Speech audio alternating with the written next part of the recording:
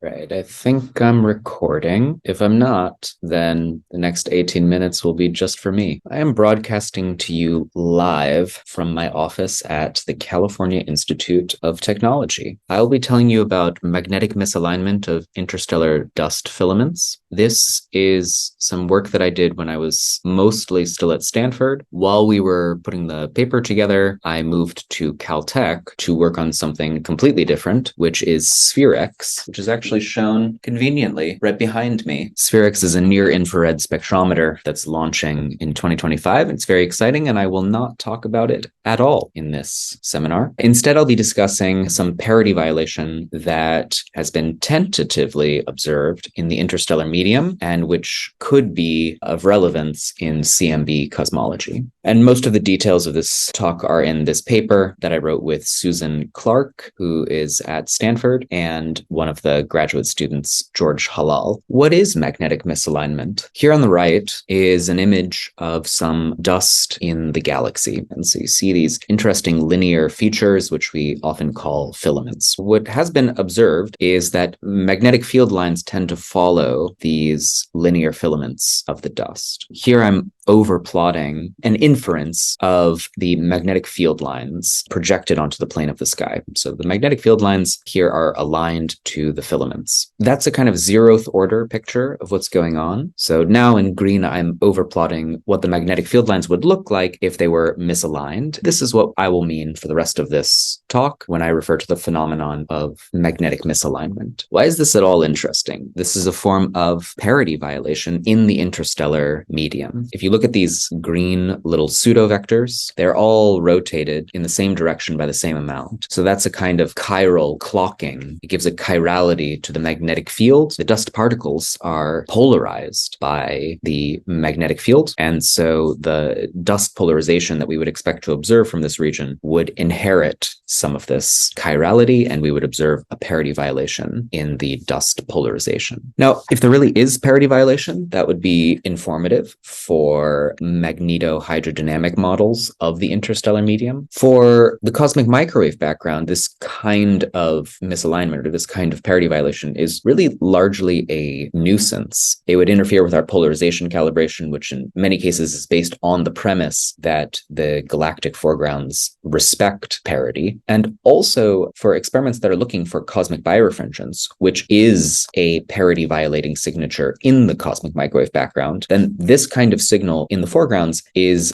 basically a contaminant. For me, this whole story of magnetic misalignment began when I read this paper that was led by Susan Clark. This paper is on the origin of parity violation in polarized dust emission and implications for cosmic birefringence. So those are all the buzzwords that I think justify its inclusion at this conference. This paper was seeking to address a slight mystery that emerged in the dust polarization measurements produced by the Planck satellite. So this is the 353 gigahertz channel, which is mostly sensitive to galactic dust. And we're looking at the TB cross spectrum in orange and the EB cross spectrum in purple. These types of cross spectra are sensitive to any chiral or parity violating effects. What you'll notice is that while the purple points seem to fluctuate around zero, the orange points show a clear positive signal over a large range of multipoles here. So this paper that Susan led was seeking to elucidate that mystery at least a little bit. The particular mechanism that they considered was what we are now calling magnetic misalignment. If we just focus up here on this upper panel where there's the filament and the magnetic field, they wanted to look at the relative orientations of where the dust is to where the magnetic field lines are pointing. So in the magnetically aligned case, the black and the gray pseudovectors are collinear. If you pick up a little bit of misalignment,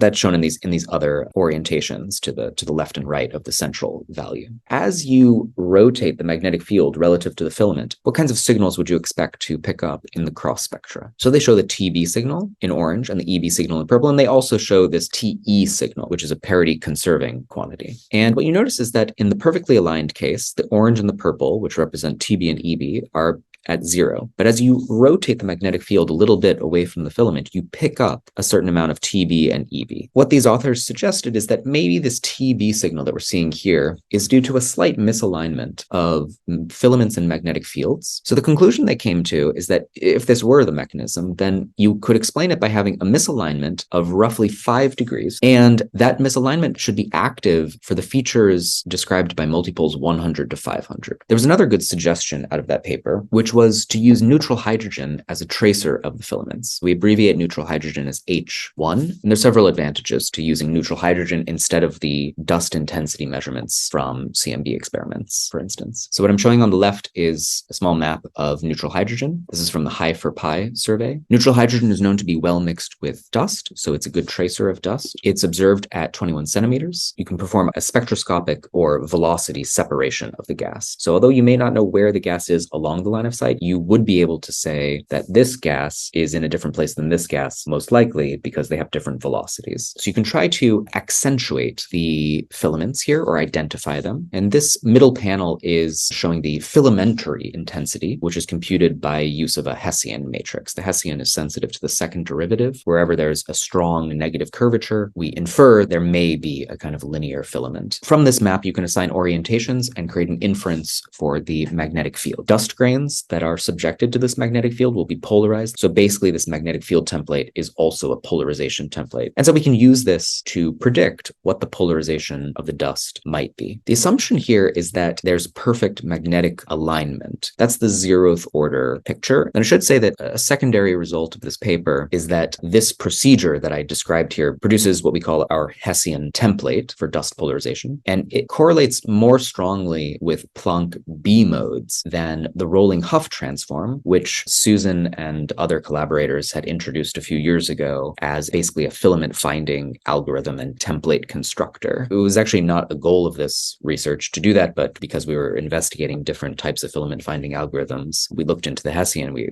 found that we actually did better in B modes. And then we did some further investigation and optimization in this subsequent paper, which was led by George Halal, a graduate student at Stanford. So let's make a first order perturbation here and achieve magnetic misalignment. We had those templates in the previous slide, which are based on neutral hydrogen and assume perfect alignment of the magnetic fields. But the actual dust polarization is just a separate observable, and it does not necessarily respect magnetic alignment, and so it may be slightly misaligned. So by comparing the dust polarization to the expectations from the neutral hydrogen, we have a measure of possible misalignment of the magnetic field from the filaments. So in the paper, we came up with a number of estimators for magnetic misalignment. Many of them are shown here, and it would take too long to explain what they all are. But basically, these ones on the left are what we call spectrum-based estimators because they're based on various power spectra and cross-spectra. And then we also have this so-called map-based estimator, which is the one that I'll mostly be talking about. And we overplotted all of them here, but for simplicity, just focus maybe on the purple points. And we do this by bandpass filtering the map to different scales. And what you see is that all of these estimates are positive. So there seems to be a kind of coherence in this positive misalignment signal. Now, this was done by considering regions on the sky shown in yellow here. So basically, we masked out parts of the galactic plane. To see how robust our results are, we also restricted to the northern and the southern hemispheres. So that's what's shown now in the bottom two panels. So all three panels are basically the same thing. It's just that the region of sky that's being considered is different. So the middle panel shows what you get from the northern hemisphere, which still shows this tendency to positive misalignment. And the bottom panel shows the results from the southern hemisphere, where again, you see a tendency to positive misalignment. The fact that the misalignment estimates tend to be positive across all of these multipoles is what we call harmonic coherence. There's some kind of conspiracy that's keeping all of these misalignment estimates positive, even at different angular scales. And also, the level of the misalignment tends to be about the same. It's very, very roughly 2 degrees. So we investigated that robustness to the mask choice a little further. So we defined all these masks. Actually, the Planck collaboration defined these galaxy masks,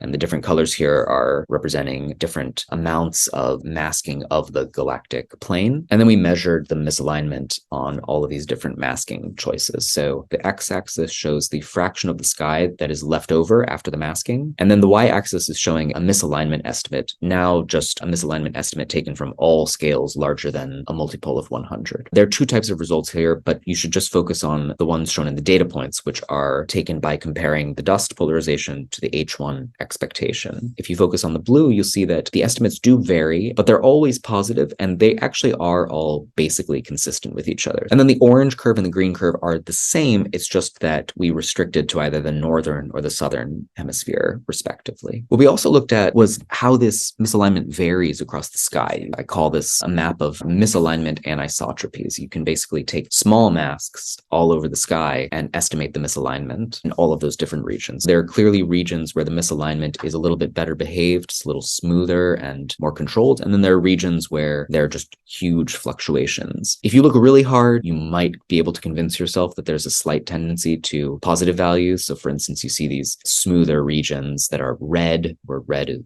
represents positive values. So we compared these kinds of maps with other interesting maps. You might just want to know, to do these misalignment estimates, just follow where the dust intensity is. So here's a map of dust intensity, and the answer is basically no. Clearly, there are some discrepancies between them. What these misalignment anisotropies follow better is actually a map of polarization fraction. What's being shown in the map on the right is where the polarized intensity is larger or smaller compared with the total intensity. And if you stare at these two maps, left and right, you'll see that the regions where the misalignment estimates are smoother are also regions where the polarization fraction is larger. That might actually just, in the end, be a matter of signal to noise. Where the polarized fraction is larger, we just make better polarization measurements, and so we expect smaller fluctuations. Even on these smallest scales, we also found evidence for this, what we call harmonic coherence, so that as you filter this map to different scales, you tend to find the same values of the misalignment. Also, there tends to be a kind of spatial coherence. The misalignment estimates are coherent spatially on scales of about 1 degree. If you're interested in these, you should see the paper for details. Another exercise that we perform, just to really see what's going on, is to determine whether misalignment controls the TB and EB power spectra. We divided the sky into these patches here, where the red patches represent regions with relatively large misalignment, and the blue regions have relatively small misalignment. And then we computed these cross spectra in the two different regions separately and also together. This is the TB spectrum, and it's divided by TE in order to get a quantity that's roughly comparable to what we would expect for a misalignment angle. What you see is that the green, which is what you get when all of these patches are considered, lies basically between what you get when only the large misalignment patches are considered or only the small misalignment patches are considered. So the red shows what you get from the large misalignment regions, and the blue shows what you get from the small misalignment regions. And what this is telling us is that the misalignment is controlling the TB cross spectrum. Interestingly, the TB in the small misalignment regions doesn't go negative. It actually just basically goes to 0. What might be happening is that there are some regions on the sky that exhibit this positive chirality, and then there are other regions which just have no chirality. And this brown dashed line here is a kind of multipole averaged value. Then we also did this for EB, which is of particular relevance for measurements of cosmic birefringence. So it'd be especially interesting if we could show that certain regions of the sky have a non-trivial EB cross spectrum. The uncertainties are pretty large, so it's a little hard to see, but the red points are larger than the blue points. So regions of larger misalignment do tend to produce larger EB signals. And then this multipole averaged value is shown in brown. You see that it is above 0, but really maybe only at 1.5 sigma. So the moral of the story here is that the large misalignment produces positive TB and arguably positive EB, and the small misalignment produces a small or maybe even a negative TB and EB signal. Then what we also looked at is whether misalignment is really tracking the TB and the EB signals by looking in these individual small patches one at a time. So in each of these little tiny patches here, we measure the misalignment angle by comparison with the neutral hydrogen. And then we also compute an ensemble of power spectra in that patch as well. And then we correlate all of those patches. So we correlate the misalignment estimates with all of the little TB and EB estimates from each of these small patches. We produce this map of TB. So what you're seeing now is the representative value of TB in each of these little masks here. And then we correlated this map on the left with this map up here, and they correlate very strongly. The misalignment is really tracking the TB signal. We also did this with EB. EB is just noisier. We do get a positive signal, but it's a little less convincing. I'll wrap up here. So if you remember nothing else, first I hope that you remember this image here, which is basically the simplified version of what we mean by magnetic misalignment. Really, I hope, if you remember nothing else, you just remember this phrase, magnetic misalignment. I hope you remember that there seems to be a global tendency toward a magnetic misalignment of approximately 2 degrees. I hope you remember that magnetic misalignment displays harmonic coherence or a scale independence. And And I hope you remember that magnetic misalignment is a predictor of parity violation in the dust polarization, in particular in the form of the TB and EB cross spectra. If you've made it this far, I actually have a little treat for you, which is some bonus parity violation. This is actually a completely different project that I worked on. The parity violation here is actually time variable. Hopefully you can see all these little pseudovectors moving back and forth. These little pseudovectors are representing polarization, and they are moving back and forth in time. That is the observable that I looked for. I was doing it actually to look for axion-like dark matter. Local axion-like dark matter produces time variability in CMB polarization. What it produces in the end is a time variable cosmic birefringence. It's rotating the whole polarization field. That is what the cosmic birefringence signal is. This is a time variable version of that.